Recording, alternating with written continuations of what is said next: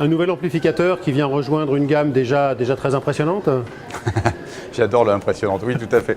Nouvelle ou continuité on va dire de la gamme, parce que c'est pas exactement nouveau, c'est une petite évolution. On a eu le MC302 aujourd'hui qui se transforme en MC312. La grosse différence se situe au niveau de la partie puissance, puisque toute la gamme a été changée avec le même principe d'évolution. Les transistors ont été changés, la partie puissance a été donc évoluée. Et ça se joue notamment sur la partie grave. On a 27% de dynamique en plus, qui clairement dans le registre grave se ressent tout à fait. Donc on retrouve principalement, alors évidemment tous les codes esthétiques c'est du Macintosh, on ne peut pas se tromper. Exactement, les codes esthétiques ne bougent pas. On conserve notre façade en verre légendaire, du verre. On conserve nos côtés en aluminium, nos deux gros boutons.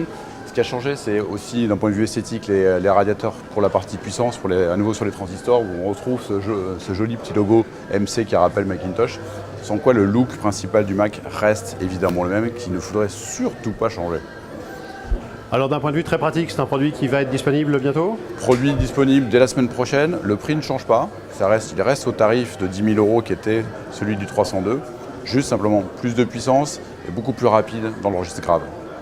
Et tout à l'heure, j'évoquais une gamme qui était très impressionnante. Vraiment, la gamme d'amplificateurs, que ce soit en intégré, en puissance, et les préamplificateurs est impressionnante. Complètement. C'est cette volonté de répondre à chaque demande spécifique? Tout à fait. L'idée, c'est de pouvoir répondre à tous les registres, qu'on soit ou sur du bloc mono. Chez Macintosh, nous avons des blocs mono. On a des 300 watts, des 600 watts à bloc mono, des 1,2 dont 1200 watts en bloc mono. On va jusqu'aux 2000 watts en bloc mono. En stéréo, on a du 150 watts, du 300 watts, du 450 watts. On a des 3 canaux, le MC303 par exemple qui vaut pour 3 fois 300 watts. On a ensuite du 5 canaux pour les configurations home cinéma. On a 5 fois 200 watts, on a du 7 fois 200 watts. On est vraiment capable de répondre à tous les registres. Sans compter la partie à tube? Sans compter la partie à tube, où on a le légendaire MC275 qui lui est encore au catalogue après plus de 50 ans d'existence. On a aussi un petit clin d'œil par rapport au 275, la gamme intégrée avec le MA252 qui est un hybride.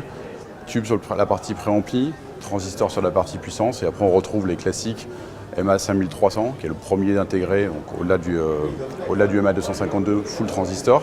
Ensuite on a le MA7200, MA8900 et MA9000 qui est le plus gros des intégrés, 2 fois 300 watts.